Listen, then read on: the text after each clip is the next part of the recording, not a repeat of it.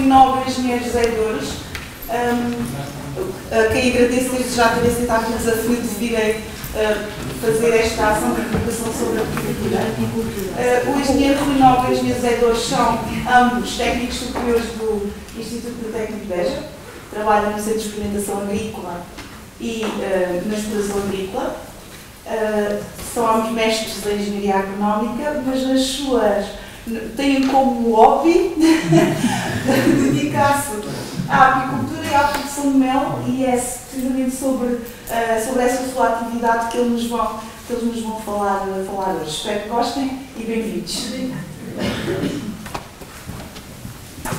Então, muito boa tarde a todos. É com enorme gosto que aceitei o convite para falar um bocadinho de uma atividade que me diz muito.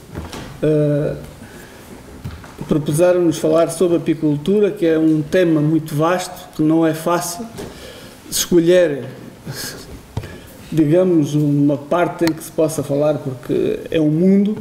Nós, entre os dois, decidimos falar um bocadinho da apicultura como atividade económica e como fonte de biodiversidade. Ou seja, vamos tentar abordar aqui a apicultura, ou tentar passar-vos alguma informação acerca do que pode ou o que é a apicultura atualmente em termos económicos e o que pode contribuir para a biodiversidade. A minha parte é a primeira, incido, vou tentar, porque nós não sabíamos, digamos, para que é que iríamos falar, e isso dificulta-nos logo também a escolha dos temas e onde que é que nós poderíamos falar. Então, para isto não cair aqui um bocadinho de paraquedas, vou tentar abordar estes temas, fazer um bocadinho o enquadramento do que é a apicultura, depois caracterizar um bocadinho o setor, e depois o meu colega Rui iria falar depois na parte mais da biodiversidade, da polinização e de alguns, digamos, estrangulamentos que a atividade apresenta a nível nacional e a nível europeu. Em termos de história, digamos assim, o primeiro registro do interesse do homem pelas abelhas surgiu ou está registado nesta pintura de uma gruta em Espanha, que tem aproximadamente 8.000 anos.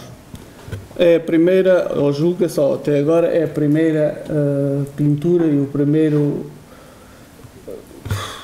sinal de interesse do homem pela apicultura. Mas, digamos que quando o primeiro domínio, ou que o homem começou a dominar ou tentar dominar a apicultura, surge no Egito, quando o homem já tem algumas colmeias ou tenta dominar a abelha e tentar deixar de ser só recoletor de mel nas grutas e nos troncos das árvores, portanto, das abelhas selvagens, e começou a tentar domesticá-las.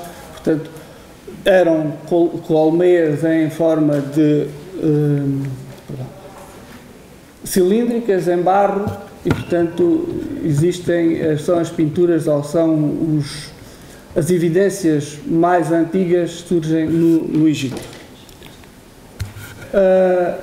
No século XVIII, digamos que iniciou-se os estudos, uma série de estudiosos começam a ter interesse pela área e começam a estudar as abelhas e as suas dinâmicas. E então fizeram-se descobertas muito importantes para a apicultura atual, para a evolução daquilo que nós temos hoje da apicultura. Descobriu-se que cada colmeia só tinha uma rainha, que ela acasalava fora da colmeia e em pleno voo. A descoberta do espaço abelha, que é uma descoberta extremamente importante, e a colmeia Langstroth, que irei falar um bocadinho mais à frente destes dois temas, que vieram a revolucionar e, digamos, estão na gênese da apicultura moderna, na apicultura atual. Em termos de história da abelha, os himenópteros, portanto, os registros apareceram há cerca de 270 milhões de anos. as abelhas, só há cerca de 35 milhões de anos, as primeiras espécies de abelhas melíferas, ou seja, que produzem mel. A sua evolução levou, e a adaptação a vários habitats, levou que se expandissem por todo o mundo. Atualmente conhecem-se cerca de 20 mil espécies de abelhas. A maior parte destas abelhas são abelhas solitárias, e estas são responsáveis, julga-se que são cerca de 80% das espécies que se conhecem de abelhas são abelhas solitárias. E são responsáveis pela maior parte da polinização que se faz. Aqui, abelhas solitárias versus abelhas sociais. Ora, as abelhas solitárias, como o próprio nome indica, são abelhas que vivem sozinhas. O único contacto que têm, ou que deixam por alguns instantes serem solitárias, é na altura do acasalamento, porque depois, quer no desenvolvimento, portanto, para a criação e a perpetuação da espécie, são sozinhas, elas é que recolhem todo o material ou todo o alimento e fazem todas as atividades para perpetuar a espécie solitária. As outras, as abelhas sociais, são abelhas que vivem em colónias, compostas por indivíduos diferentes que compõem as colónias, têm uma organização social muito bem definida e em que cada indivíduo tem as suas tarefas bem definidas. Aqui, este slide está aqui por uma razão muito simples, porque normalmente as pessoas, quando vêem um inseto qualquer, ou que lhe pica, ou que vê, tudo é abelhas. E não é assim. Portanto, a maior parte das vezes as pessoas até são ferradas por vespas e não por abelhas, e existem aqui algumas diferenças que nós poderemos evidenciar. As abelhas têm muito mais pelos, são muito mais peludas do que as vespas. Estes pontos amarelos, ou estas listas amarelas nas vespas, são muito brilhantes, coisas que não vemos tanto nas abelhas. As abelhas têm um sistema, as mandíbulas são fracas, porque o seu sistema tem uma língua bem desenvolvida para lamber e sugar o néctar das plantas. Não são,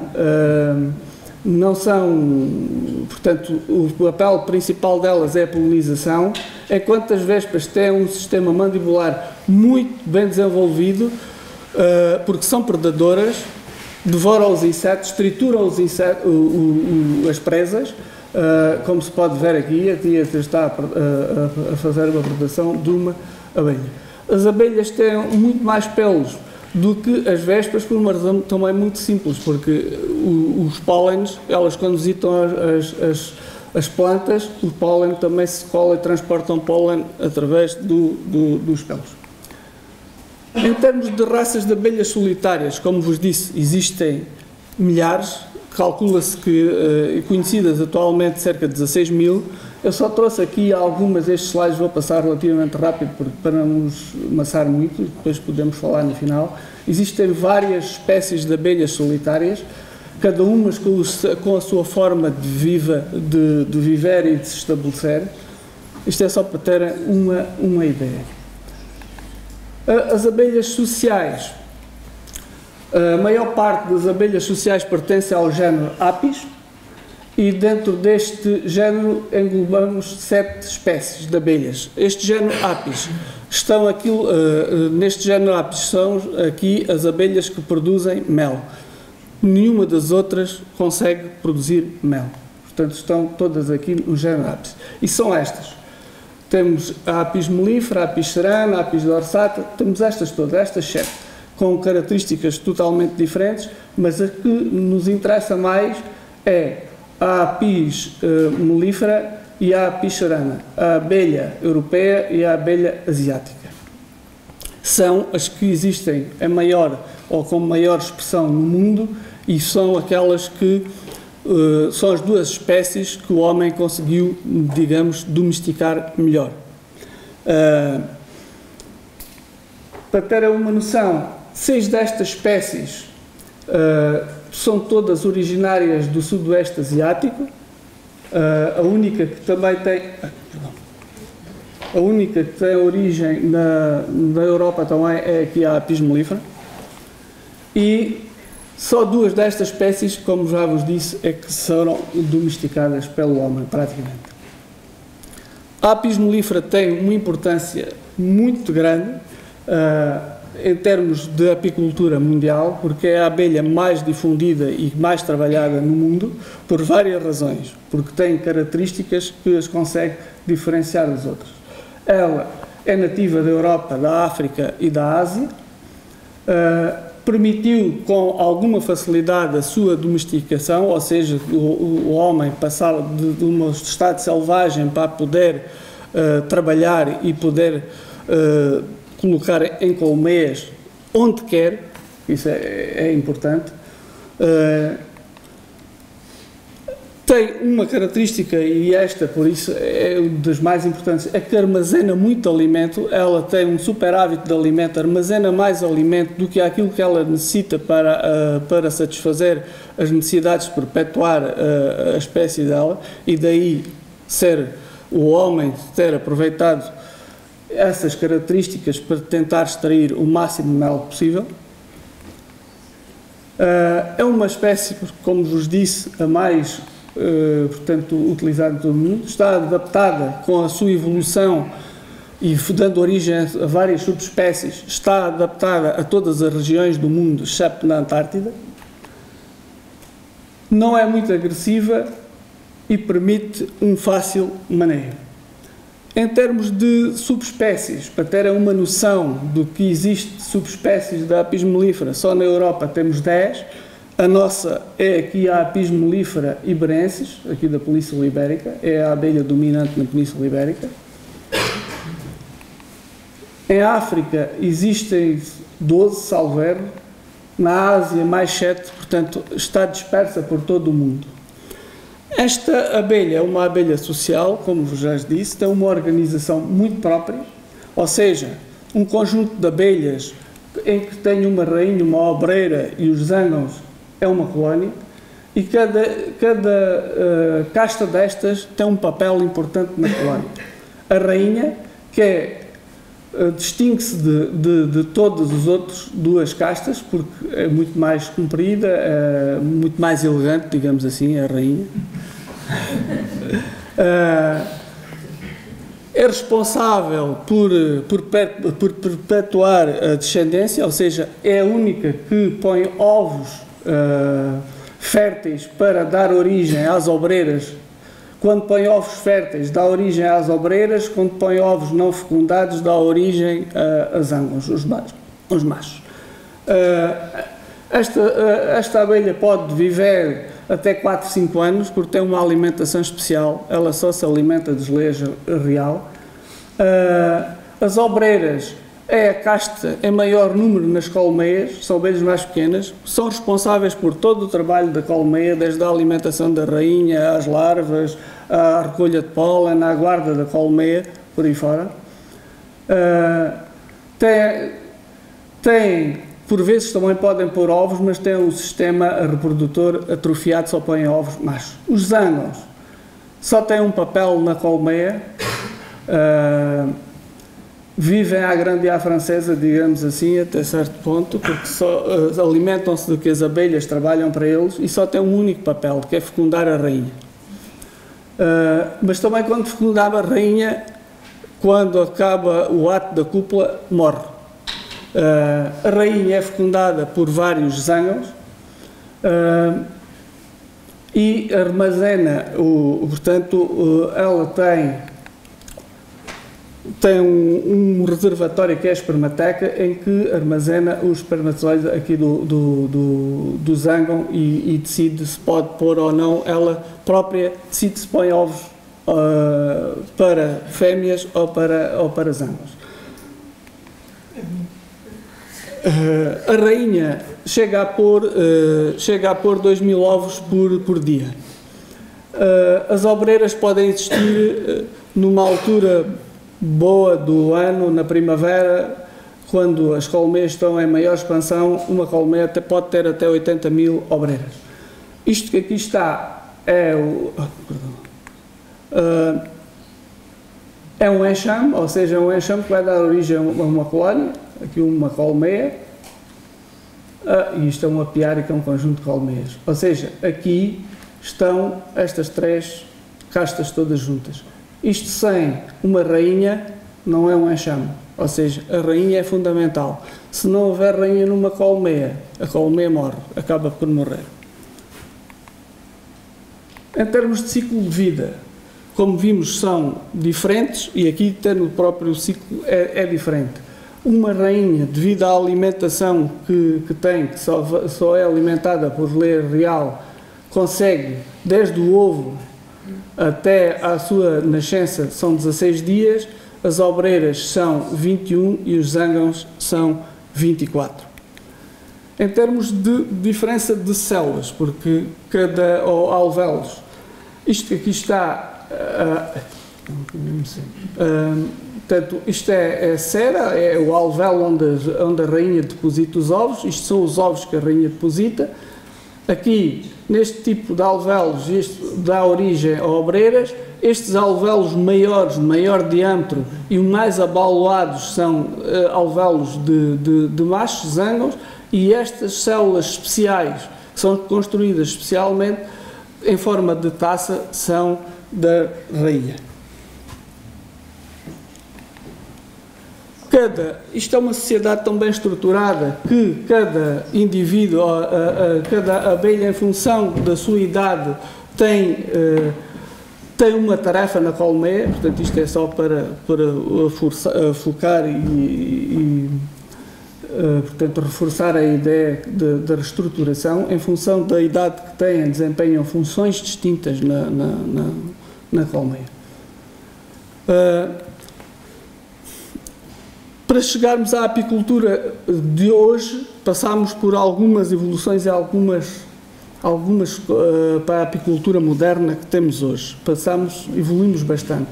Na altura que o homem começa a dominar as abelhas, começou a colocá-las ou a fazer colmeias daquilo que tinha à mão.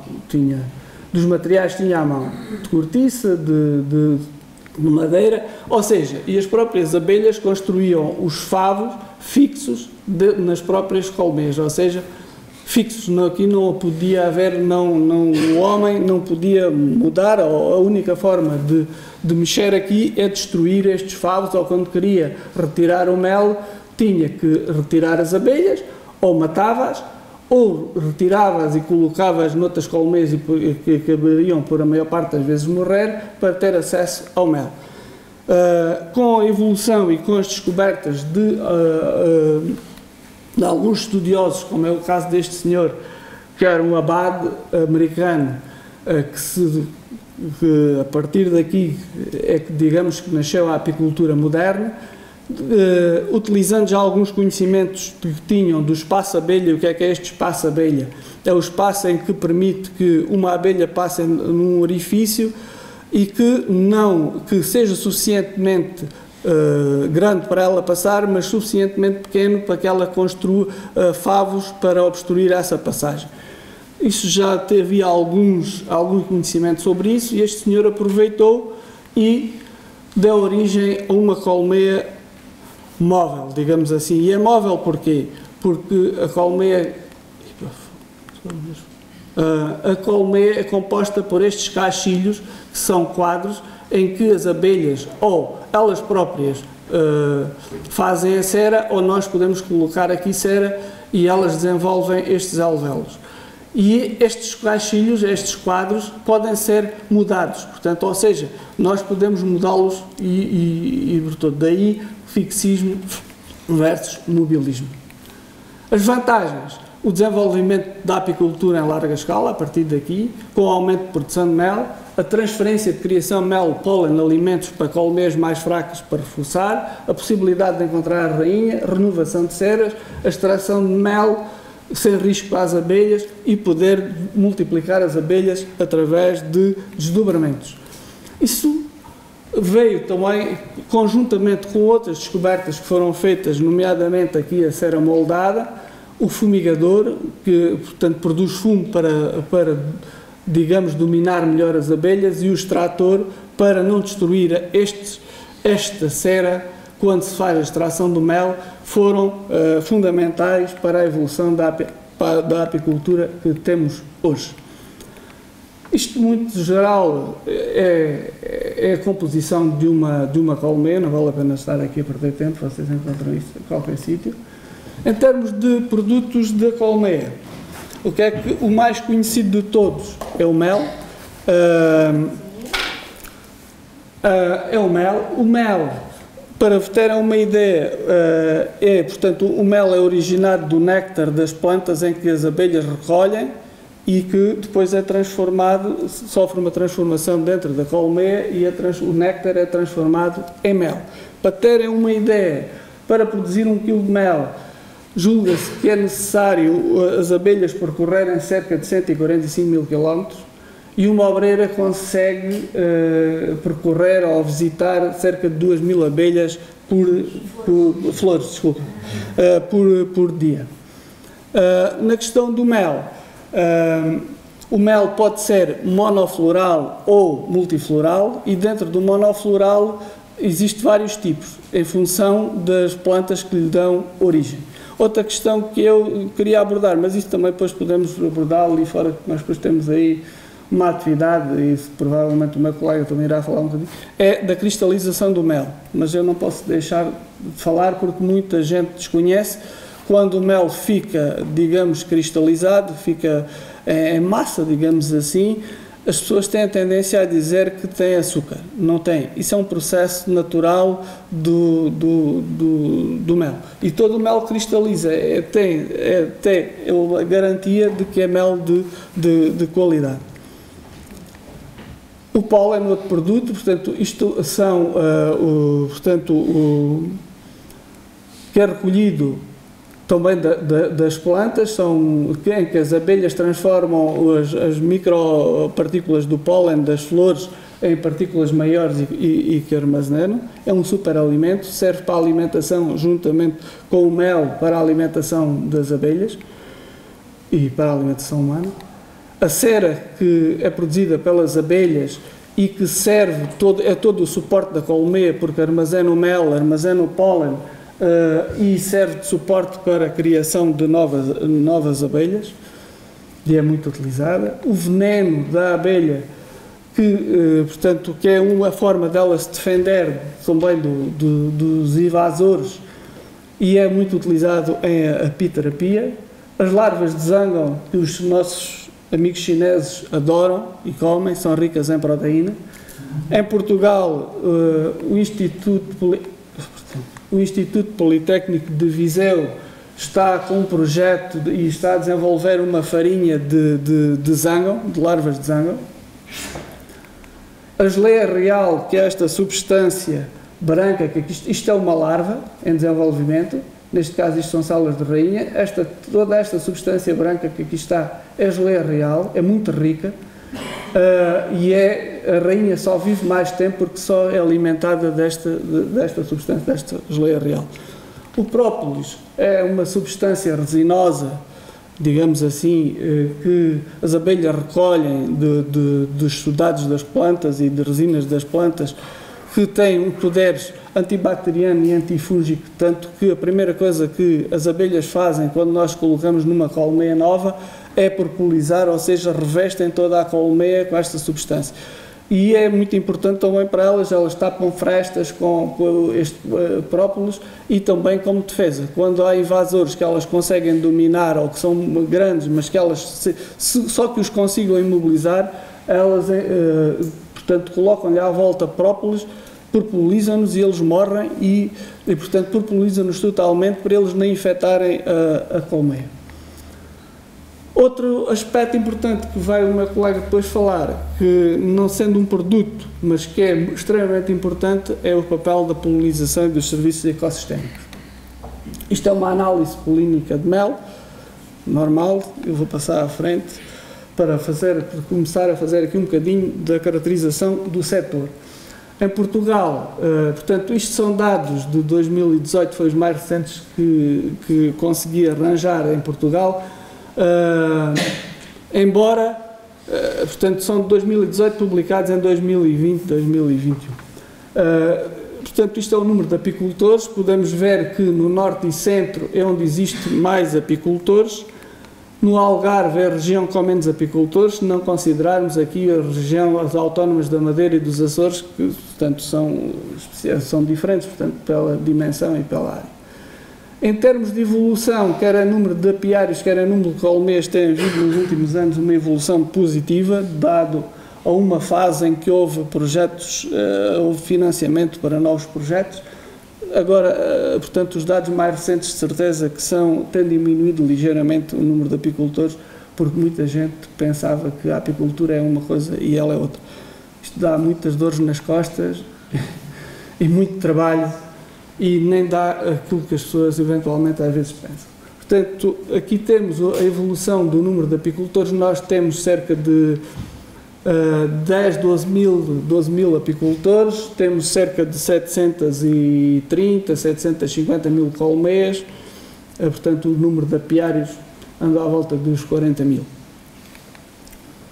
Em termos, há pouco vimos que em termos de distribuição do número de apicultores, que existiam mais no norte e centro. Aqui o número de colmeias por apicultor é maior no Alentejo e no Algarve, sendo no Algarve o maior número. E no centro, cada apicultor tem em média cerca de 41 colmeias, enquanto no Algarve anda à volta das 158 e no Alentejo 111.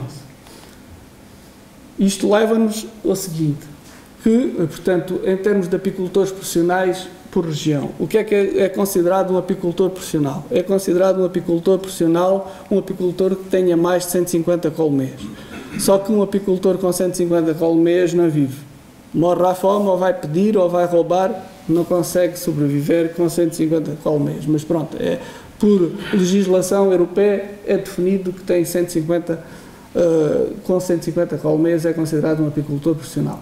Vejamos, portanto, no Algarve e Alentejo, se somarmos os apicultores profissionais do Alentejo e do Algarve, é superior do que ao resto do país todo. Ou seja, leva-nos que a apicultura, digamos, mais desenvolvida, digamos assim, e em maior dimensão e maior escala, está situada no sul do país. E isso portanto, é de acordo com estes dados, vêm reforçar esses dados. Ou seja, temos 10% de apicultores profissionais para 90% não profissionais. Mas os apicultores profissionais detêm cerca de 60% das colmeias. Em termos de dimensão, mais de 50% do número de apicultores tem menos de 24 colmeias. E só 2% é que tem mais de 500 colmeias. E é aqui, neste grupo aqui que está focado, portanto, mais a parte, digamos, profissional e mais desenvolvida da apicultura.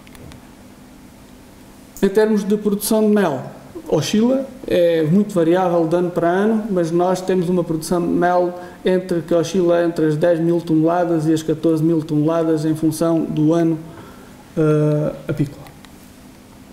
Em termos de produtividade média por colmeia, tem vindo a diminuir.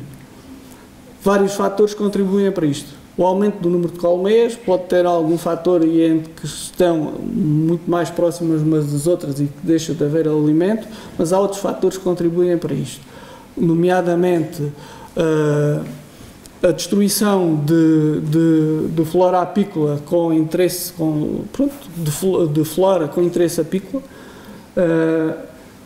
as doenças, as alterações climáticas, tudo isso está a afetar muito a apicultura. Em termos de importação e exportação, nós somos mais ou menos, conseguimos produzir mais ou menos aquilo que consumimos, mas tem-se vindo, portanto, as importações têm vindo a superar as exportações. E isso depois, o meu colega tem ali algumas, ele irá falar um bocadinho mais em pormenor neste tema mais à frente.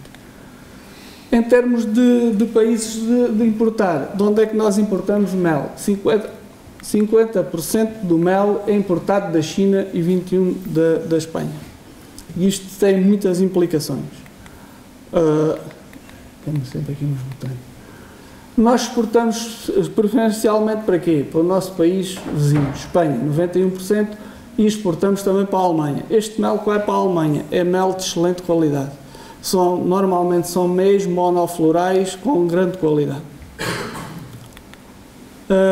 Em termos de preço, evolução do preço do mel, oscila muito. Estes preços que aqui estão são preços de exportação nos intermediários que compram aos apicultores. Aqui, se calhar, temos de tirar cerca de €1, €1 e tal, que o intermediário paga ao apicultor. Ou seja, o setor está organizado, mas não está organizado em termos de comercialização, em que os apicultores estão a perder. Quem não mexe uma palha, praticamente, que não chegam a mexer às vezes nem sequer no bidon, ganha tanto quase como o apicultor, ou mais. Portanto, isto aqui para mostrar que nós importamos mel a €1,40, portanto, e vendemos, isto são mel embalado, portanto, já embalado para fora, ou colocamos cá no nosso mercado. Em termos de volume de negócios, portanto, isto representa, o setor em Portugal representa pouco mais de 20 milhões de euros. O número de empresas relacionadas com o setor tem vindo a aumentar e o valor acrescentado bruto tem-se mantido. Em termos de caracterização do setor, digamos mais a nível internacional, neste caso a nível europeu, os principais Estados-membros com mais colmeias são a Espanha, a Roménia, a Grécia e a Polónia, e a União Europeia tem cerca de 20 milhões de colmeias e nós temos à volta das 750 mil. Portanto, estes dados são dados de outubro de 2022. Em termos de produção, a China é o principal produtor mundial, produz o dobro da União Europeia, que é o segundo maior produtor mundial. A produção mundial anda à volta das 1.670 mil toneladas de mel anuais. Em termos de países importadores, os blocos mais importadores é a América do Norte e é a União Europeia, a seguir da China. Mas aqui da Ásia, principalmente da China. Isto aqui é interessante porque a China exporta, é o maior exportador, mas também é importador. Mas eles exportam mel de fraca qualidade e importam mel de grande qualidade. Em termos de importação de mel por países na União Europeia, nós temos a China. Se verificarmos com a questão da guerra da Ucrânia, era a China e a Ucrânia perdeu, portanto, isto é de janeiro a julho de 2022, portanto, são dados recentes. Em 2021, a China exportou 48 mil toneladas para a União Europeia e já vamos nas 41 mil em julho. Ou seja, mas, portanto, também temos aqui uma diminuição da exportação por parte da Ucrânia. Portanto, os principais exportadores para a União Europeia são a China, a Ucrânia e a Argentina. Em termos de preço médio de importação, se verificarem, o preço médio de importação da China é €1,60, portanto, é o mais baixo de todos. Ou seja, com os custos de produção que nós temos em Portugal, dificilmente nós conseguimos concorrer com mel deste tipo. E por várias razões, porque os chineses produzem mel, fazem crestas onde querem, utilizam os produtos para tratar as abelhas que querem. A maior parte nem sequer é mel, que é melaço, e nós temos que utilizar produtos homologados para tratar das abelhas, temos que ter tudo registadinho, tudo certinho, temos que ter salas de extração, como deve ser, tudo em inox e coisas do género, e ali faz-se a extração, se for preciso, debaixo de uma árvore ou debaixo de qualquer coisa. Ou seja, a União Europeia coloca-nos grandes portanto, exigências que depois não cumpre nas importações. Em termos de exportações, a Ásia, como cá está, é o maior exportador, da qual a China exporta muito mais, portanto é o dobro. Depois é o sul da América do Sul e outros países da Europa, portanto são os mais exportadores. E a União Europeia exporta muito pouco mel. Só exporta cerca de 25 mil toneladas. Em termos de evolução do preço de mel, a União Europeia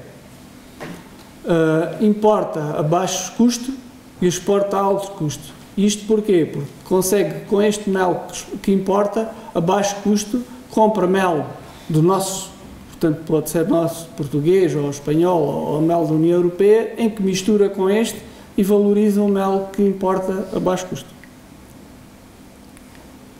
Em termos de caracterização, portanto, isto eu já falei, é o segundo maior, só ressalvar que a União Europeia tem um autoconsumo, produz para cerca de 60% e que é um setor, em termos de agricultura, ou englobado na política agrícola comum, é um setor pequeno, mas é essencial para a agricultura, principalmente através da polinização. Em termos fatores que levam ao declínio das abelhas, temos vários, temos principalmente estes 4. Os pesticidas, muitos de vocês estão recordados dos franceses lutarem contra um produto, um inseticida, que era o neonicotinoide, o imidacopride, que tratavam as sementes de girassol que matavam as abelhas, que já foi retirado do mercado, mas existem outros. Depois temos as pragas e doenças. Esta é a principal praga, doença, que nós temos em Portugal e cada vez mais difícil de controlar. Portanto, são estes ácarozinhos vermelhos que aqui estão, que provocam isto nas abelhas, ou seja, ficam deformadas e morre, a colónia colapsa rapidamente. A anosmose, que é outra doença, se calhar a segunda que nos causa mais problemas, que é provocada por um fungo que esporula no intestino da abelha e que lhe causa diarreia e as abelhas enfraquecem, levando à decadência. Depois temos uma praga no sul, que são estes passarinhos muito bonitos, para quem os vê, que são os abelharucos, que causam prejuízos enormes. Só para vos dizer, antes deles regressarem ao país, à África, ou lá onde eles querem que vão, eles fazem o favor de dizimar dezenas, milhares de abelhas e então são muito esquisitos, só comem a parte do abdômen, a parte do tórax e da cabeça não comem.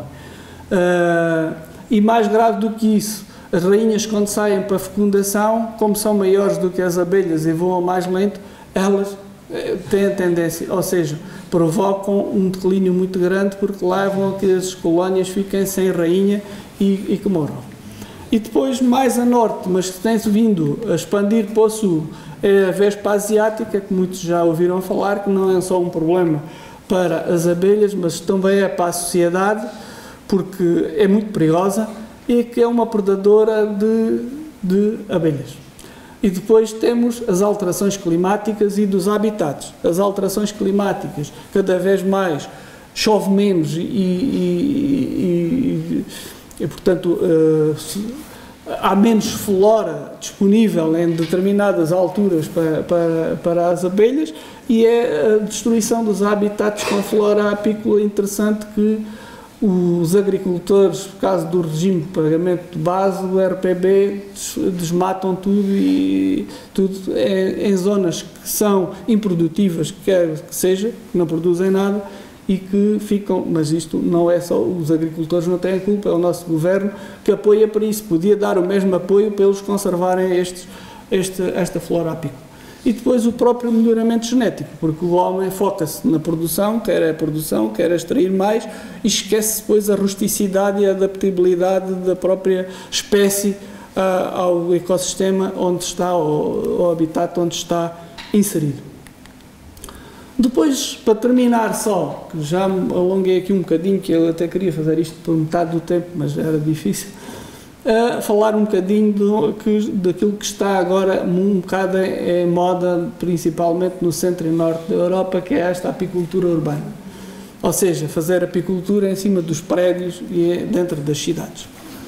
É uma tendência grande no norte, no centro e norte da Europa. Por exemplo, Londres, de acordo aqui com a Associação de Apicultores, tem mais de 5.000 colmeias na cidade. Paris tem mais de 700.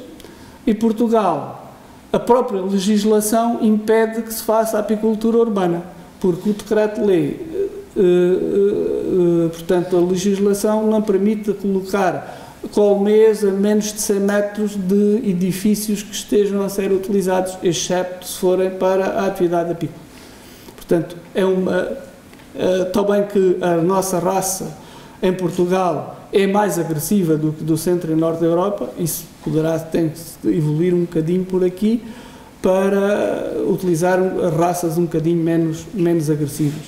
E pronto, era isto que vos tinha para dizer. Alguma questão no final? Estou disponível. Peço desculpa por vos ter tomado tanto tempo, mas isto não é fácil.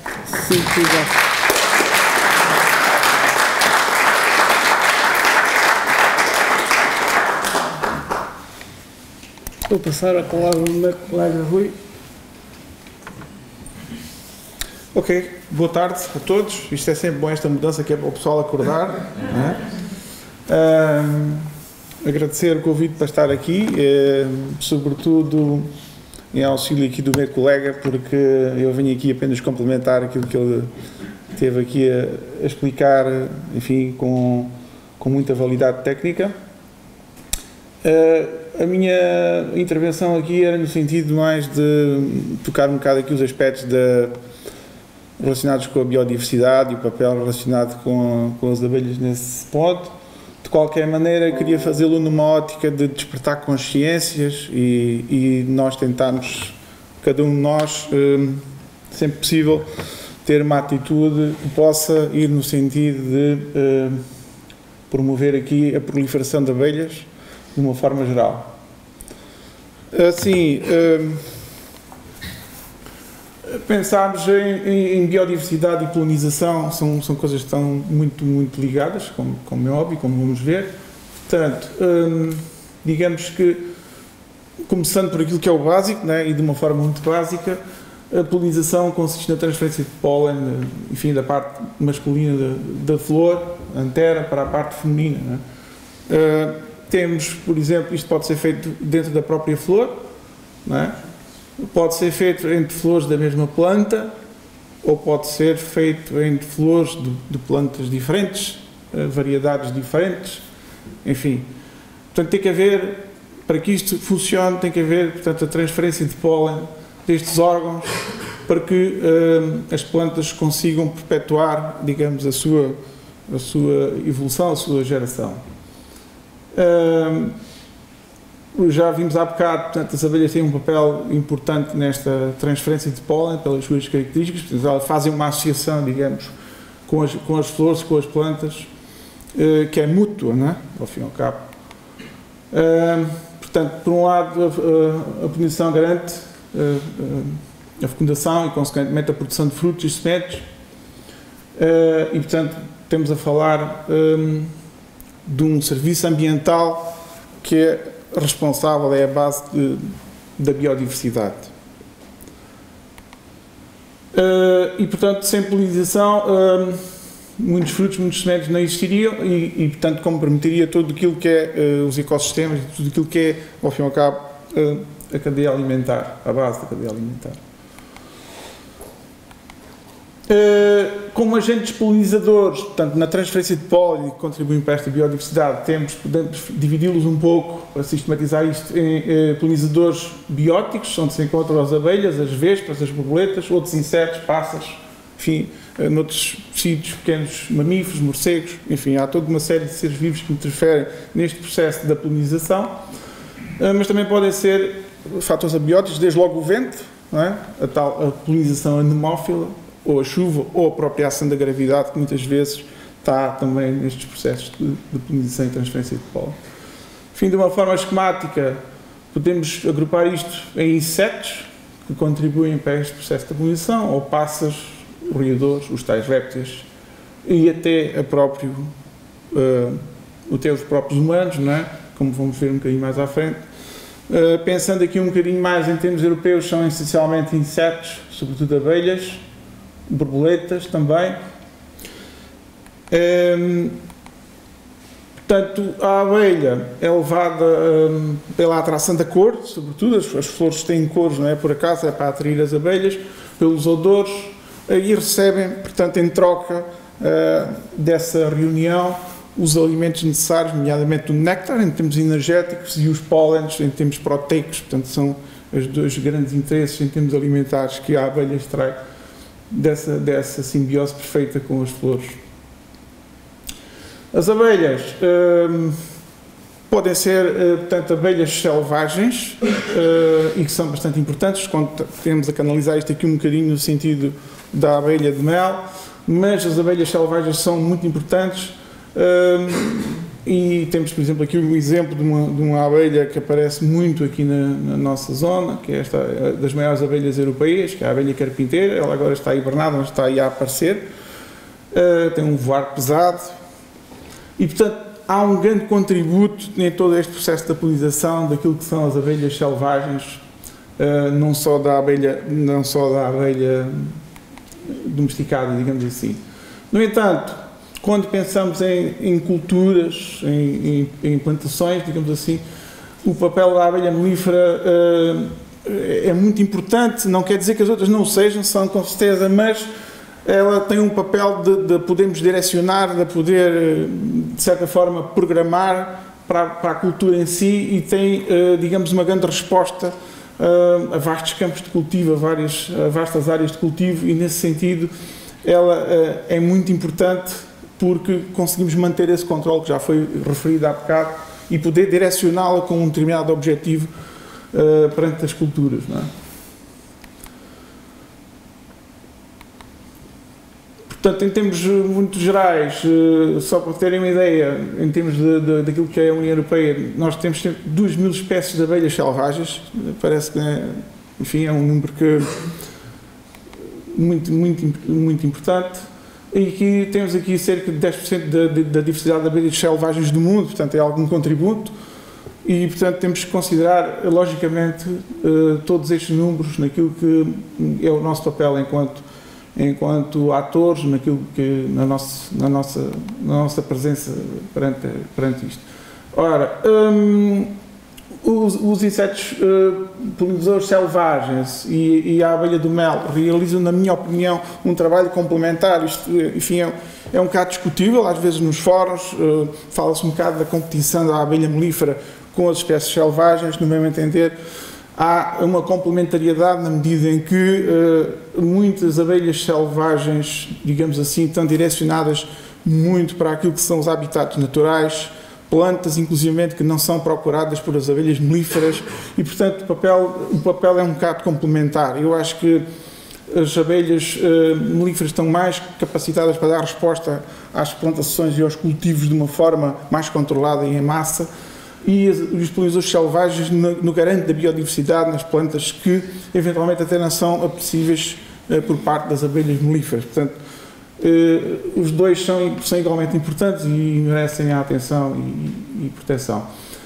Em termos de impacto, estima-se que a nível europeu podemos estimar aqui à volta dos 15 mil milhões de euros em termos agrícolas do impacto da polinização.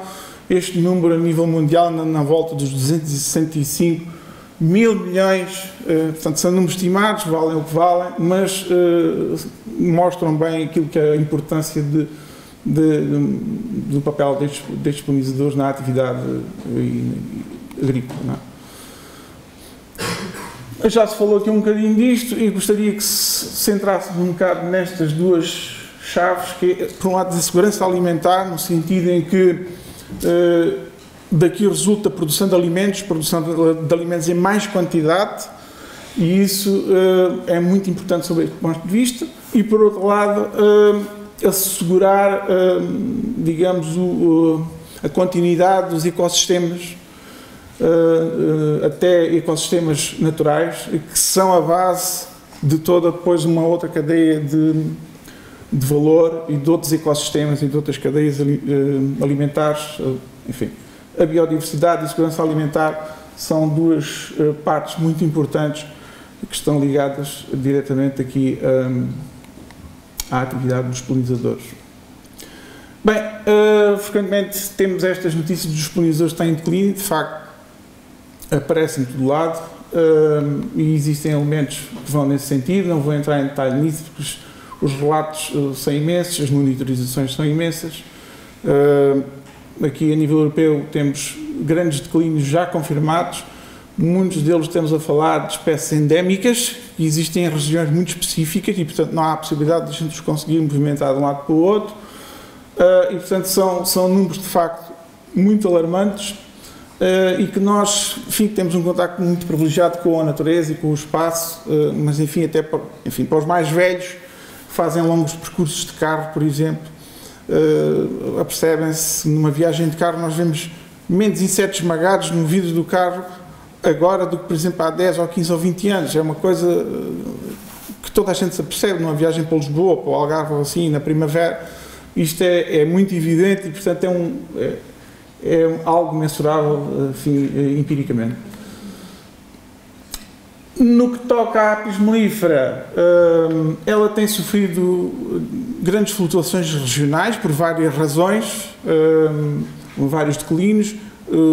Por exemplo, em França, movido por alguns pesticidas, ocorreram grandes declínios, sobretudo por situações em que aparecem doenças exóticas, em que os habitats não estão preparados para responder a essas novas doenças exóticas. Temos pragas, temos o caso da varroose, quando entrou no espaço europeu foi um problema gravíssimo, em Portugal também, portanto houve um declínio enorme, e um pouco por todo o mundo, depois mais à frente vou falar também de um caso muito atual, existem declínios regionais mais ou menos graves na população de apis mellifera, geralmente relacionados com questões de doença e questões ambientais, que é preciso tomarem atenção para podermos prosseguir com a atividade nessas mesmas zonas. Isto aqui, enfim, o Zé já falou um bocadinho há bocado. Gostaria só de sublinhar que as abelhas são muito sensíveis a estas questões das alterações climáticas e da poluição ambiental, portanto elas são um barómetro muito forte disto, é preciso estar atento, elas dão um alarme do que é que se pode passar aqui a estes dois níveis. E nesse sentido, enfim, existem questões que são frases-chave, toda a gente, enfim, já ouviu falar, que o Einstein terá preferido esta frase, quer dizer, eu não sei se ele terá preferido isto, portanto não há até uma certa controvérsia nisso, mas o que é um facto é que sem abelhas nós estaríamos privados de coisas que podemos considerar essenciais naquilo que são a nossa alimentação. E nesse sentido é que se encaixa, digamos, frases como esta. De qualquer maneira, o que eu gostaria que pelo menos ficasse retido desta minha intervenção aqui é que sempre que vemos um meio ambiente repleto de abelhas, isto é um bom sinal. Não é assustador. Para algumas pessoas é assustador, mas se elas estiverem na plena atividade não é assim tão assustador. Portanto, isto é um bom sinal que o ecossistema está a funcionar. E, portanto, eu acho que isto era importante reter.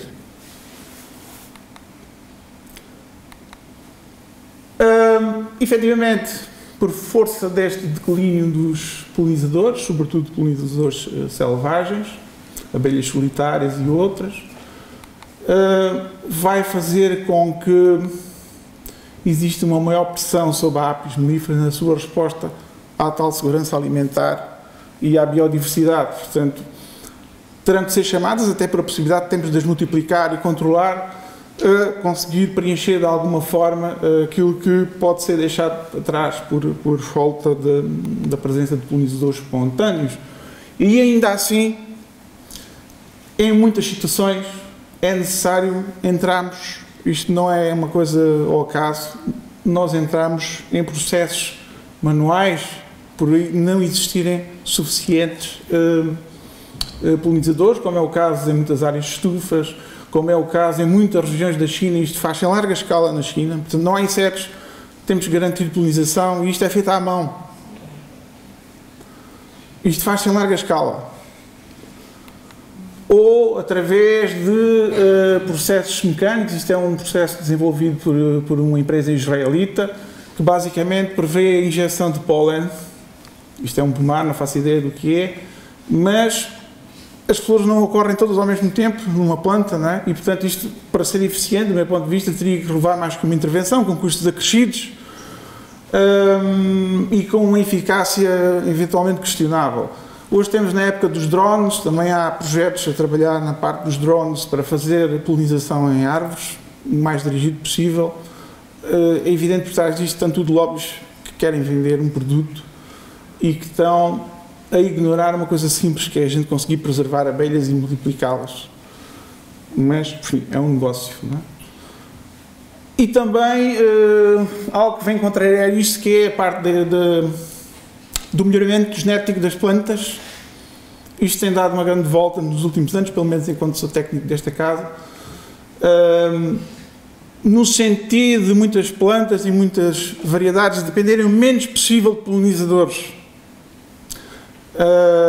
O girassol há uns 15, 20 anos atrás demoraria quase um mês em floração, e isso era, digamos, pasto disponível para as abelhas durante mais tempo. Ele agora, eu tenho registros disto, praticamente numa semana fica completo. E portanto isso é sempre no sentido de cada vez menos dependência dos polinizadores. O problema não seria muito em relação às culturas, o problema é que se os polinizadores não são necessários para aqui, também não ficam disponíveis quando não há culturas para fazer a tal biodiversidade das espécies selvagens e por aí fora. Portanto, menos disponibilidade vamos ter, obviamente, com consequências para todo o outro resto, para além daquilo que são as culturas. Enfim, neste processo todo tem havido evoluções, enfim, sobre o reconhecimento da importância das abelhas. Não basta dizer, pá, as abelhas são importantes, o que é que se pode fazer para tirarmos daí alguma consequência? Portanto, a ONU estabeleceu aquilo que ficou institucionalizado como o Dia Mundial da Abelha, que se comemora a 20 de maio. A nível europeu, também a partir de 2012, consideraram a existência de uma Semana Europeia dos Polinizadores. A última grande edição ocorreu aqui em 2021. Quem depois tiver curiosidade pode ir a este endereço e estão lá as comunicações todas que ocorreram, algumas interessantes, bastante interessantes. Bem, na sequência disto, muitas instituições nacionais e regionais ficaram ligados à causa, também desenvolveram as suas próprias ações, nomeadamente em autarquias e outras entidades públicas e privadas. O que é que acontece é que, à medida que nós vamos caminhando neste sentido, existe mais propriamente digamos, aproveitamento da imagem daquilo que é a apicultura, fica bem falar da apicultura, do que propriamente uma grande promoção e um papel de intervenção em prol dos polinizadores e das abelhas. Existe também aqui uma coisa que é o Prémio Europeu da Abelha, que tem um prémio anual à volta de 4.000 euros, que permite distinguir trabalhos ou intervenções no sentido de salvaguarda dos polinizadores em geral. Ainda nesta ótica do apoio ao aproveitamento da imagem daquilo que é a apicultura, como já disse, fica bem falar de abelhas, mas às vezes pôr a mão na massa é um caso sério e, sobretudo, fazerem ações com um verdadeiro impacto. Enfim, às vezes pode ser discutível, e era este despertar de consciências que eu queria trazer para aqui, que é, por exemplo, diversos produtos que nós temos hoje no mercado, alimentares, da cosmética, da higiene, publicitam a incorporação de produtos apícolas e, portanto, isto fica sempre bem para vender. Não é? Temos, por exemplo, aqui as pastas de dentes de várias marcas que diz ali Propolis. Propolis é uma massa que o Zé falou aqui e que eles põem ali um favo de mel a publicitar. Temos aqui um sabonete com pólen, temos uma cera para os móveis ali com um stick de mel a escorrer, tem tudo a ver. Temos o shampoo com própolis, mas temos aqui à mesma os favos de mel. Temos o shampoo com tesouros de mel. E temos um iogurte carregadíssimo de mel.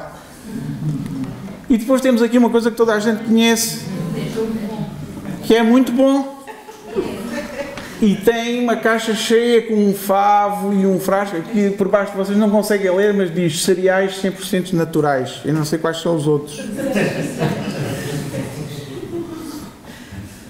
Quando nós demos a volta aqui à caixa e vamos olhar para o rock,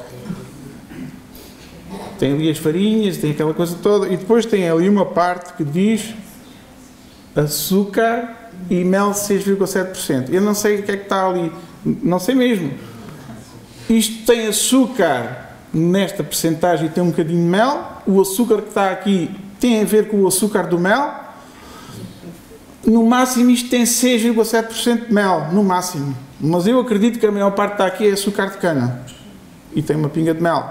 E ainda tem mais. Vamos lá ver se o mel poderá ser português ou não, ou se na virada do lado qualquer. Mas isso não vamos lá chegar. Este despertar de consciência existe, sinceramente irrita-me um bocado, porque é um aproveitar da imagem, da tal biodiversidade, da importância das abelhas, mas depois isto não se traduz em nada. Estes senhores que vendem cá, em Portugal, como em todo o mundo, não consta que eles comprem muito mel aos apicultores nacionais. Depois existem outras coisas, enfim, existem imensas coisas, isto é só para depois pôr a refletir por aí fora. São campanhas de marcas e lojas. Eu entrei numa, ou passei numa, que dizia assim: as suas compras podem render 100 abelhas. Eu não sei como é que eles fazem isto.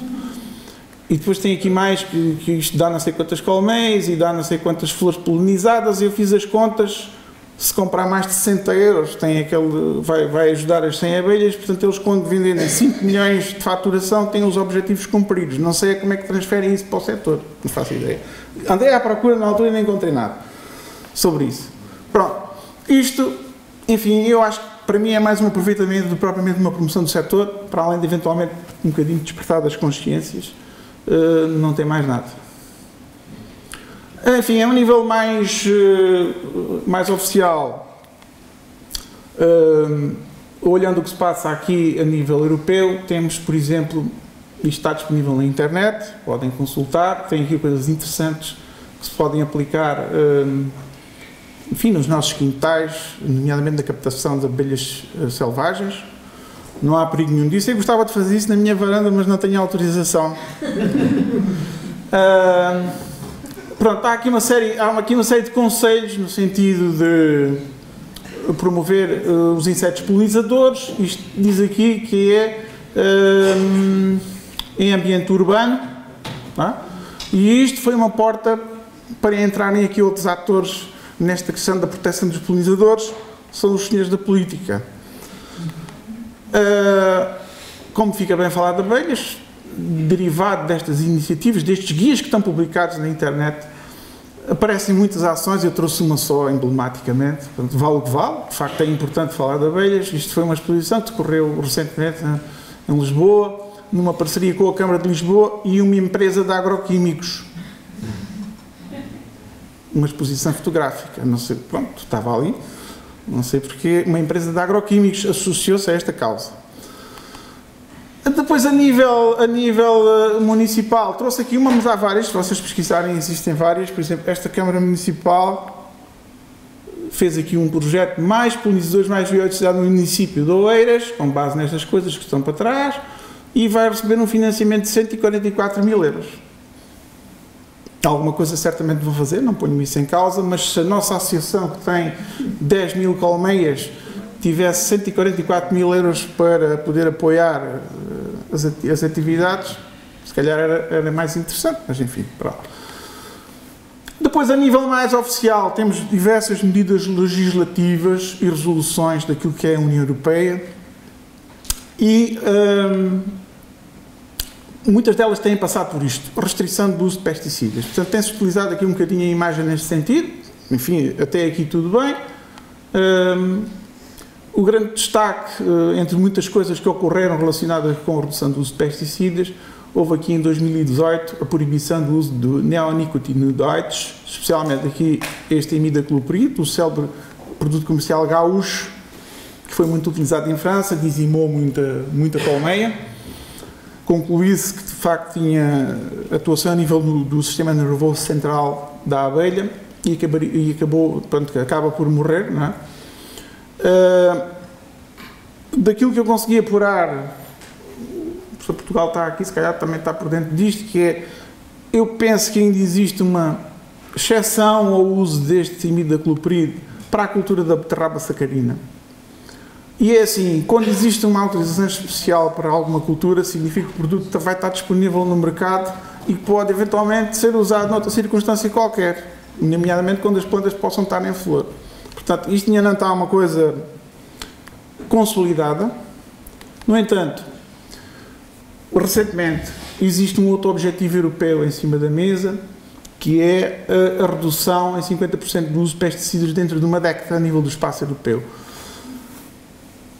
Enfim, isto tudo bem até aqui, mas vamos lá ver se isto não é um bocadinho um tiro nos pés, na medida em que isto também vai contribuir para a nossa potencialidade, do meu ponto de vista, sob o ponto de vista de soberania alimentar, porque se vamos reduzir o uso de pesticidas, poderá, eventualmente, algumas culturas não se conseguirem fazer, e o problema dos pesticidas não é o único problema da apicultura, atenção, portanto, poderá também, ou diminuir o número de culturas, também ficarmos com menos culturas disponíveis para a própria intervenção das nossas abelhas, de uma forma geral. Um dos outros objetivos também é o aumento de áreas dedicadas à agricultura biológica, e isto enquadra-se um bocadinho aquilo que eu estive a dizer, no sentido em que, pronto, a agricultura biológica, sim senhor, mas em princípio também podemos aí ser penalizados em termos de soberania alimentar. Penso que as metas seriam para já 25% da área tornar-se em agricultura biológica. Vamos ver como é que isso vai ser implementado.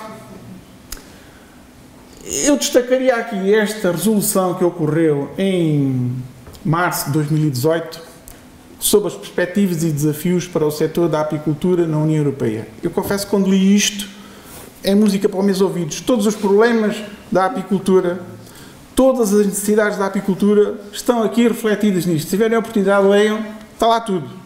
Os problemas, os estrangulamentos, o comércio, está aqui tudo. Sinceramente, acreditei que neste quadro comunitário seguinte, alguma coisa de bom e diferente ia seguir aqui em defesa de uma atividade que é fundamental e que está reconhecido. Acreditei mesmo, discutimos isso, enfim, nos fóruns específicos, que iria sair daqui alguma coisa.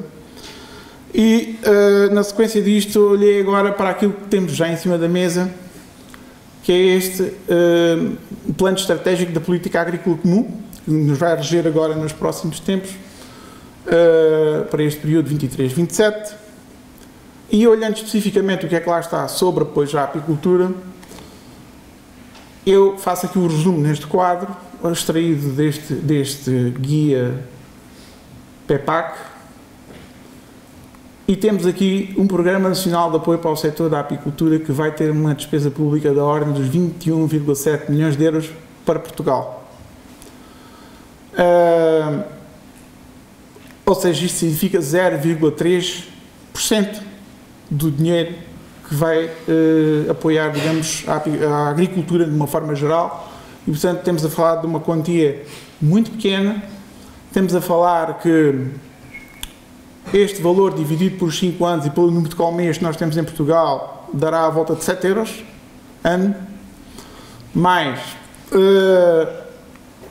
esse dinheiro, como disse, representa os tais 3% da fatia do dinheiro que vem para apoiar, mas estas medidas são medidas de apoio indireto, portanto todas estas medidas que estão aqui são direcionadas para as organizações, para as associações e para os agrupamentos, eventualmente, e não existem, em concreto, apoios diretos e compensatórios para os serviços ecossistémicos. Para mim, isto é a falha disto tudo e nunca chegámos aqui. Ou seja, o que é que quer dizer com isto? Não existe nenhuma compensação para quem faz atividade apícola para aquele serviço, para além da produção de mel, para além do serviço de polinização que eu vou falar a seguir, pelo trabalho que as abelhas fazem de multiplicar plantas dentro dos ecossistemas. E isso, para mim, digamos que é um bem comum e que deveria ter aqui um apoio direto. Bem, se por o lado que tivemos a ver não existem, enfim, garantias que possa haver apoio, iríamos olhar aqui um bocadinho para o mercado dos produtos, de que forma é que eles poderão estimular o progresso da atividade. Se tivermos um setor forte em termos de comércio, é sinónimo que ele pode vir a prosperar. Portanto, nós temos aqui à volta de 600 mil apicultores. Vou passar um bocadinho rápido por cima disto que o Zé já falou.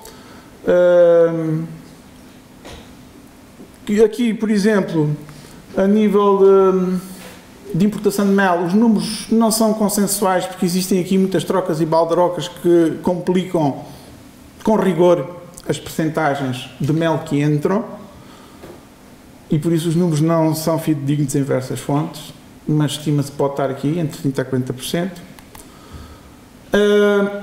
Uma coisa muito importante que passou desapercebida em muitos relatórios é que não existe uma relação entre o aumento do número de colmeias a nível mundial e o mel que está disponível para a exportação. Em muitas estatísticas até houve retrocesso do número de colmeias e houve aumento do número da quantidade de mel disponível. É um contrassenso.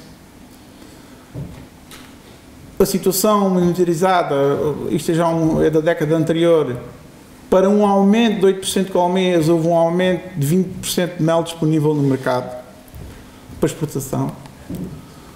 E isto só explica por este facto, pela adulteração. Isto existe. E isto faz com que aquilo que o Zé teve a mostrar há bocado, portanto, os preços caem em flecha abaixo daquilo que são os preços dos custos de produção. E, portanto, se temos um setor a entrar em competição com coisas que, eventualmente, têm adulteração, nunca conseguimos ser competitivos e, portanto, isto põe em perigo a sobrevivência de uma atividade com base naquilo que é o comércio justo. E então focamos aqui um bocadinho com que medidas é que a gente pode ter para defender-se desta situação da fraude e das origens. O que é que existe? Portanto, existe um suporte legislativo relativamente à rotulagem. Eu pegaria aqui neste Decreto-Lei 126 de 2015 para dizer que ele vem basear-se num anterior, de 2003, e que não trouxe nada de novo. Basicamente, o que este Decreto-Lei dizia é que os rótulos tinham que dizer os Estados-membros ou países terceiros, como indicação obrigatória, mas, em alternativa, podiam ter esta designação: MES-CE, mistura de MES não CE, mistura de MES-CE e não CE. O Tratado de Lisboa, o que veio trazer de novo foi a alterar a nomenclatura e disse mistura de MES UE, mistura de MES não UE e mistura de MES UE não UE. Isto está na legislação. O que é que daqui advém? Basicamente cabe tudo aqui dentro. Até de Marte, se houver mel em Marte, pode entrar aqui para dentro.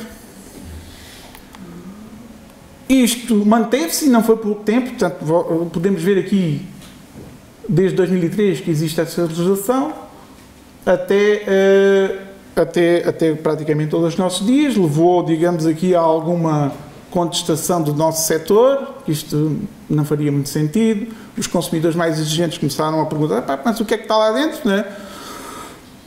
E com tudo isto surgiu recentemente uma nova legislação na sequência de uma diretiva europeia. Isto foi basicamente adotado por todos os países membros.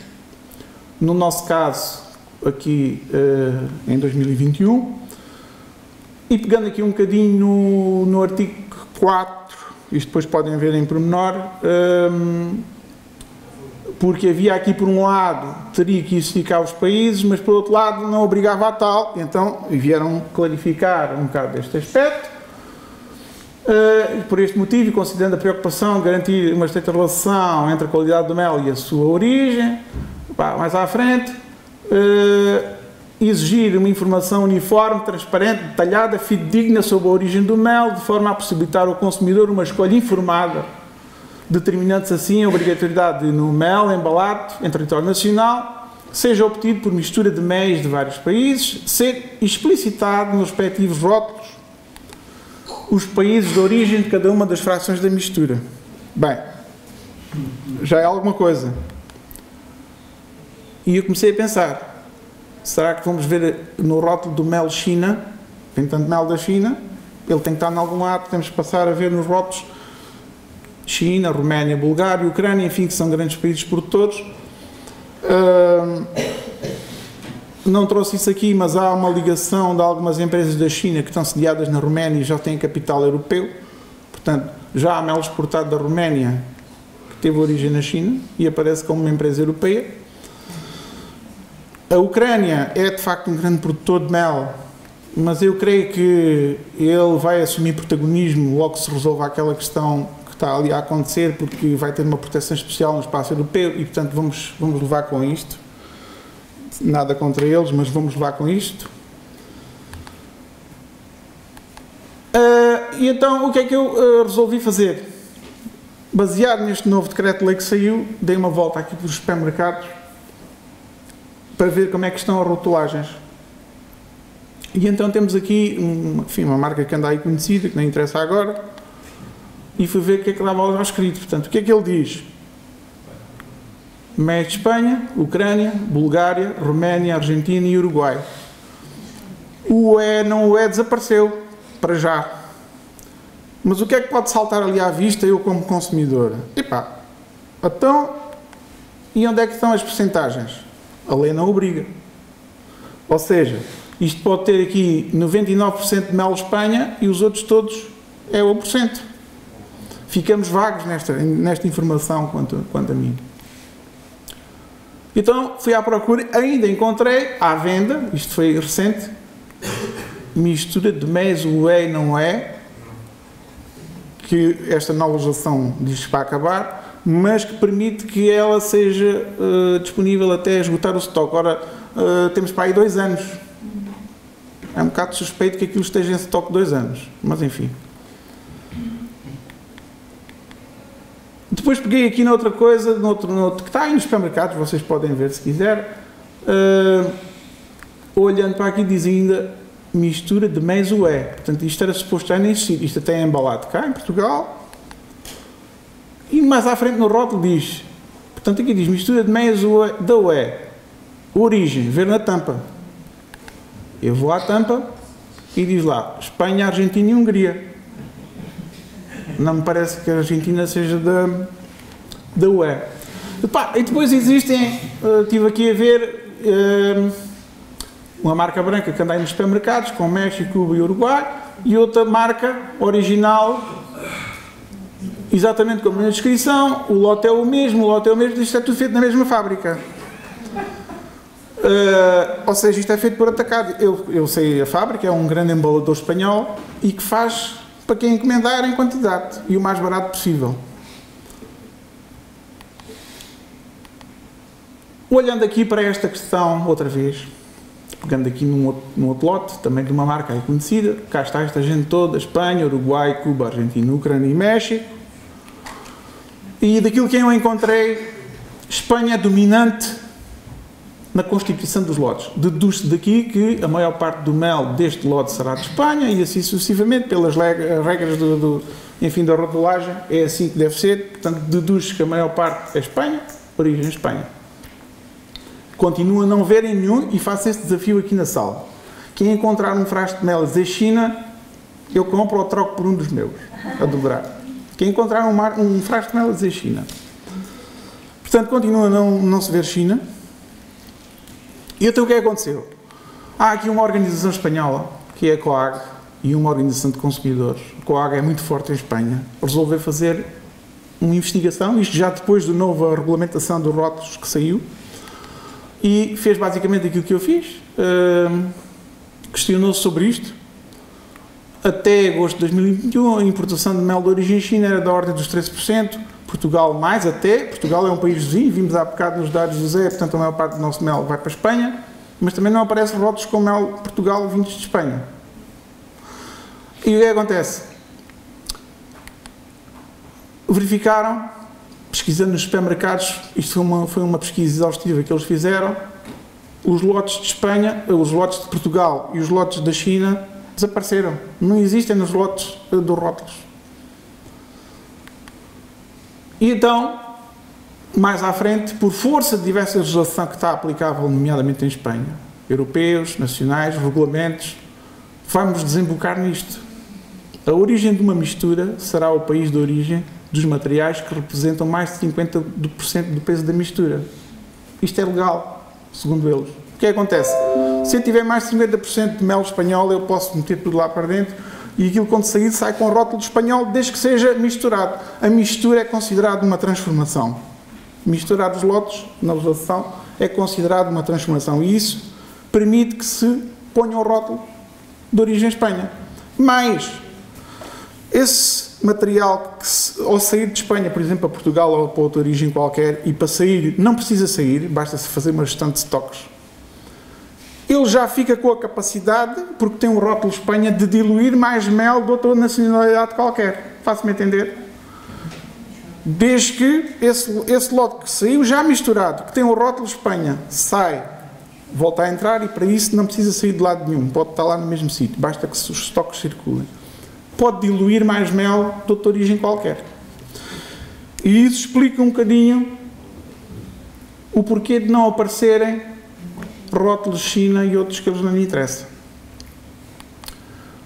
Portanto, o que é que se tem passado, enfim, agora a nível mais curto, por força desta questão da pandemia, do aumento dos custos de transporte, também por alguma sensibilização de outros projetos que tenham ocorrido um pouco por o país, que é a preferência por produto nacional. E, portanto, há aqui alguns grupos que têm tentado trabalhar marcas, enfim, 100% português, eles estão muito atentos, têm aquele cartão que nós passamos na máquina, eles sabem como é que as compras estão a sair. Se isto tiver saída, apostam. Se não tiver, vão para aquilo que tem saída. Isso não há volta a dar. O que é que eu posso dizer enquanto produtor disto? É que tentem fazer compras de proximidade de produto que possa ter alguma garantia. Mesmo que sejam pequenos apicultores que tenham as coisas organizadas, que possam, enfim, transmitir garantia, enquanto não se tiver uma garantia de origem, trabalhar um pouco isso e, de certa forma, estão a ajudar alguém a pôr o filho na música ou na natação, em vez de privilegiar aqueles grupos todos que fazem aquela mistura. O que não devem fazer mesmo, evitem comprar um frasco que tenha aquela gente toda lá dentro, de certeza que estão a ser enganados em alguma parte. E mais que isso, de certeza estão a consumir uma parte de mel que vem que não é mel. E por isso é que é barato, não há volta a dar. Portanto, o resumo disto é o seguinte, portanto, nós, como não temos um comércio defendido, também não conseguimos uma força suficiente em termos comerciais para promover, digamos, a atividade apícola. A legislação não nos está a defender muito, o comércio está como está. Podemos pensar aqui na atividade apícola sob o ponto de vista de polinização enquanto atividade económica, não no papel da biodiversidade, mas mais vocacionado para a questão da segurança alimentar, enquanto participante nisso, e daí resultar, digamos, uma atividade económica interessante. Eu trouxe aqui dois casos, há imensos casos, trouxe o caso da Califórnia.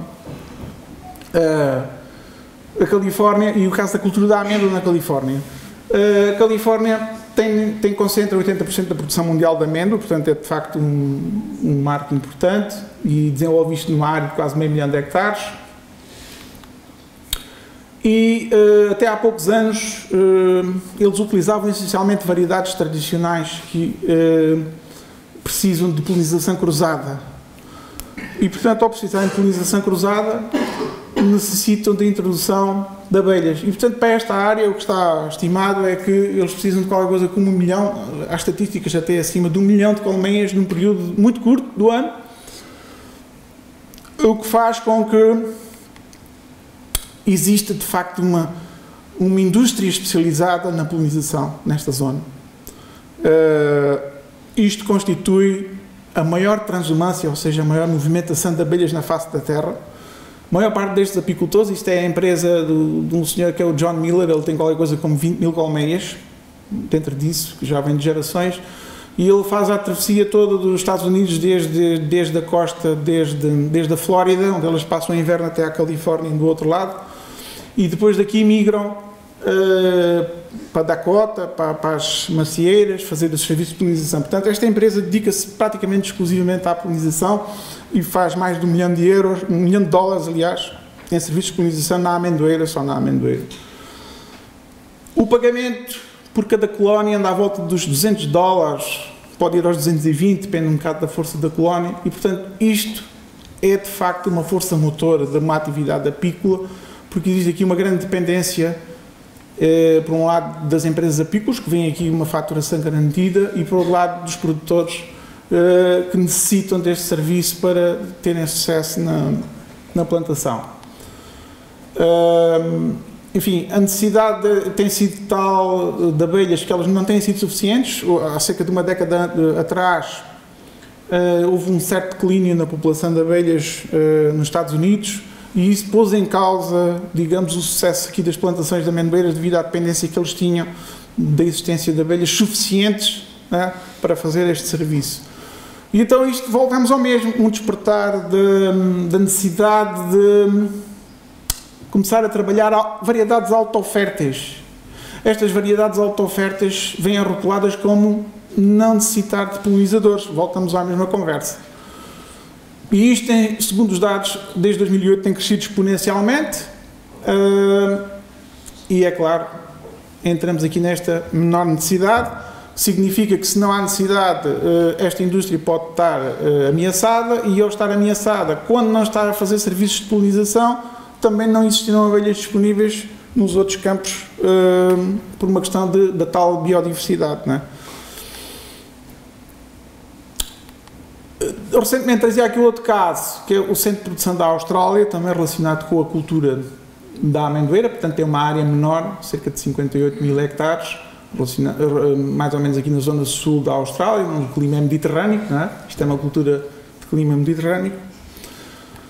E para este efeito são necessários cerca de 300 mil colmeias durante 4 ou 5 semanas para fazer este serviço de polinização. E, digamos, a Austrália tem sido um paraíso sob o ponto de vista apícola, porque a Austrália, para além de ser um continente, é uma ilha, e eles têm estado livres da varroose e de uma série de doenças, e, portanto, a apicultura australiana tem tido sucesso, tem tido um grande progresso, porque não tem que se preocupar com estes fatores, e é só concentrar-se na questão da produção. Atualmente, este processo de polinização vale para estas 300 mil colmeias qualquer coisa como 50 milhões de dólares que entram no setor, e, portanto, isto é um estímulo bastante interessante para manter uma atividade viva, mais até do que o próprio comércio de mel. Portanto, isto é uma indústria de polinização, é uma atividade de polinização paga que está aqui. Acontece que o ano passado a varroose entrou na Austrália pela primeira vez, e, portanto, eles estão à rasca. O que é que isto causou no imediato? O estabelecimento de zonas tampão é aquilo que se faz quando aparece uma praga, portanto, tentar estancar o mais possível. Isto levou a seguir que pôs em causa aqui a produção de amêndoa com um valor estimado de 70 milhões de impacto. Há estatísticas que vão acima deste valor, porque não puderam haver deslocações de colónias para fazer este serviço, e eu acho que eles vão andar mais uns anos até resolver isto, até a doença se tornar endémica, que é o que vai acabar por acontecer, e eles aprenderem a lidar com a gestão da doença, para depois continuarem a fazer face a estes serviços de polinização, tal como os norte-americanos fazem. Eles têm a varroose há muitos anos nos Estados Unidos, e, portanto, já aprenderam a conviver e a resolver os problemas com a varroa. Portanto, é o que irá acontecer aqui, mas isto só para vos mostrar a importância deste serviço, e que pode ser um estímulo interessante ao progresso da atividade, e, por outro lado, a interligação com uma atividade económica, os valores que estão aqui em causa. Bem, andando um bocadinho mais à frente, queríamos mostrar só aqui um caso de um trabalho que eu fui pesquisar sobre a polinização em amendoeira de variedades auto-férteis, neste caso a variedade Independence. Isto foi um projeto seguido no Vale da Califórnia por uma equipa de investigadores argentinos, não sei bem porquê, mas ainda vou perceber porquê. É interessante que alguém da Argentina tenha ido fazer este trabalho ao Vale da Califórnia. E, portanto, a discussão aqui é basicamente esta. Se a variedade é completamente auto-fértil, então, mesmo sem abelhas, ela vai se polinizar. Esse é o ponto-chave, não é? Portanto, esse é o objetivo, ao fim e ao cabo, da existência de variedades auto-férteis. Então, eles montaram um ensaio, não é, para validar este ponto de partida, e consistiu basicamente na seleção de 30 árvores dentro de uma parcela. Isto, eu trago só aqui o resumo. Basicamente, 10 árvores foram totalmente cobertas por uma malha, como está aqui. Outras 10 árvores foi colocada só no topo para, digamos, estimular algum efeito que esta rede possa ter em termos de ensombramento, e podemos aqui despistar se de facto isto também influencia o processo de polinização. E portanto as árvores foram de acesso livre. Eles basicamente o que monitorizaram foi a frutificação inicial e final da planta, o rendimento em miolo e a qualidade nutricional, portanto comparando o que é que se passava em isolamento de polinização e em polinização livre. Em resumo, aqui na frutificação inicial vemos logo aqui diferenças, portanto nas árvores isoladas, menos flores vingadas, digamos assim. Este vingamento inicial é antes de um fenómeno que ocorre nas pernódias, que é a chamada queda de junho, portanto é um processo fisiológico de certa forma normal. Depois do vingamento uma quantidade de frutos cai e depois os outros é que andam ir até ao processo final. Olhando aqui para o gráfico de produção, apesar de haver aqui um desvio padrão um bocadinho maior relativamente às outras situações, em polinização aberta para variedades auto-ofertas houve de facto um aumento com a presença de abelhas.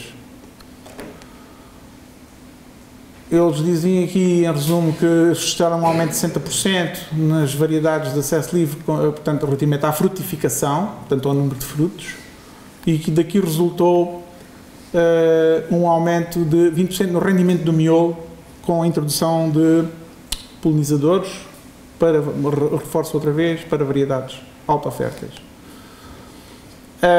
E relativamente à qualidade nutricional não houve registro de diferenças. Portanto, com base nisto, recomendam a introdução de abelhas para maximizar a produção, mesmo em áreas ocupadas com variedades auto-ofertas.